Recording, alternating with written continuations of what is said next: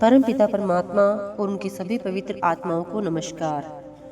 पूर्ण गुरु की प्राप्ति और नामदान की बख्शीश तभी होती है जब परमात्मा की असीम कृपा से जीव के दुर्भाग्य अथवा पूर्व लेख में हो।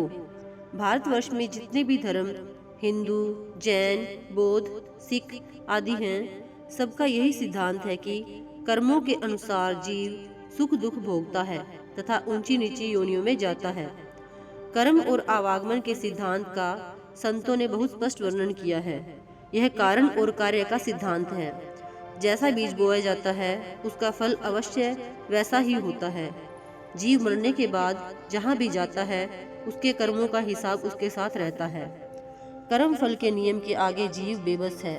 वह जो कुछ भी कार्य करता है प्रारब्ध कर्मों के वश में होकर करता है। यह काल का कभी न टलने वाला कर्म का नियम है जिसके आगे कोई युक्ति नहीं चलती। मनुष्य से नीचे की योनियां तो पूर्णतया कर्मबद्ध हैं। उनका जीवन क्रम पिछले कर्मों के अनुसार चलता है तथा उन्हें कर्म करने की कोई स्वतंत्रता नहीं है। केवल मनुष्य के चोले में ही अपने अपने प्रारब्ध के अनुसार जीव को एक विशेष सीमा तक कुछ स्वतंत्रता प्राप्त है जिससे हम लाभ उठा सकते हैं। कर्मों की श्रृंखला बड़ी जटिल है। मनुष्य कर्म किए बगैर नहीं रह सकता। जो कुछ भी हम आज भुगत रहे हैं और कर रहे हैं यह सब पिछले कर्मों का फल है, परंतु पिछले कर्मों को भुगतने की इस क्रिया में ही नए कर्मों के बंधन का बीज भी छिपा रहता है। कर्म करते समय हमारे अंदर अहम भाव अथवा कर्ता भाव बना रहता है और साथ ही कर्मों को करने में राग अथवा आसक्ति भी रहती है। इसके फलस्वरूप आज का कर्म पिछले कर्मों का फल होते हुए भी आगे के कार्य के लिए कारण बन जाता है। कर्मों का यह सिलसिला ही आवागमन का कारण है। आवागमन से सदा के लिए छुटकारा पाने के लिए हमें कर्म रहित या निष्कर्म अवस्था प्राप्त करनी है। सब धर्मों ने इस पर जोर दिया है। कर्म करना मन और इंद्रियों का स्वभाव है। जब तक मन उदास तथा अंतर्मुख न हो कर्म से रहित हो पाना असंभव है। मन चंचल है, उसे एक क्षण के लिए भी निश्चल करना कठिन है। अपने तथा अपने संबंधियों के निर्वाह के लिए कर्म करना आवश्यक है, नहीं तो मनुष्य दूसरों पर भार बनेगा। इसलिए कर्म करना प्रत्येक मनुष्य का धर्म है। संतों ने भी जीविका के लिए अपने हाथों के श्रम और कमाई का आदेश दिया है, किंतु कर्म करते हुए निष्कर्म होने की रीति जानना आवश्यक है। जिस मनुष्य का मन वश में है और संसार में रहते हुए जिसकी इंद्रियां उसके वश में कार्य करती हैं, जो मोह और घृणा दोनों से रहित है, ऐसे मनुष्य को निष्कर्म कहा जा सकता है। जब तक जीव स्वयं को कर्ता समझता है तब तक कर्मों के बंधन में जकड़ा रहता है। जब यह भाव नहीं रहता वह कर्मों के बंधन से स्वतंत्र हो जाता है। सब कुछ ईश्वर को अर्पण कर देना भक्ति के मार्ग की पहली सीढ़ी है। संपूर्ण कर्मों को परमात्मा को अर्पित करना स्वयं को कर्मों के भार से छुड़ाना है, प्रभु की निरंतर याद करने के योग्य बनाता है। परंतु जब तक अंदर से कर्मों की जड़, जो कि अहम भाव के कारण है, कटती नहीं, जीव तीनों गुणों की सीमा में ही रहता है तथा निष्कर्म नहीं हो सकता। निष्काम कर्म की यह अवस्था किस प्रकार प्राप्त होती है?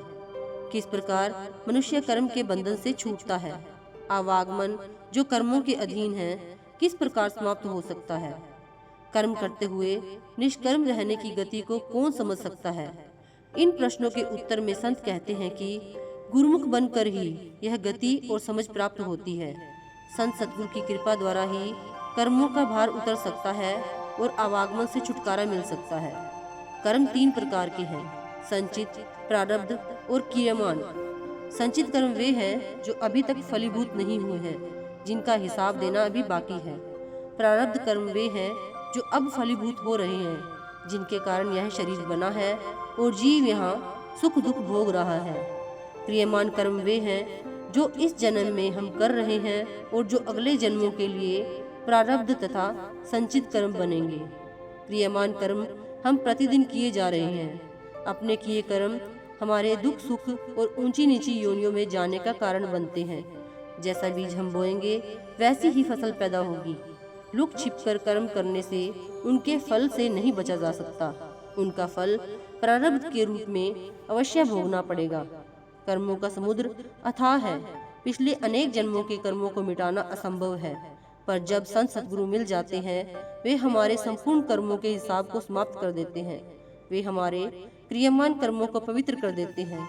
भक्ति, गुरुपरायणता और नाम के अभ्यास के द्वारा जीव निष्काम कर्म करता है, जो फलीभूत नहीं होते, और संचित कर्म शब्द के मिलाप के द्वारा भस्म हो जाते हैं।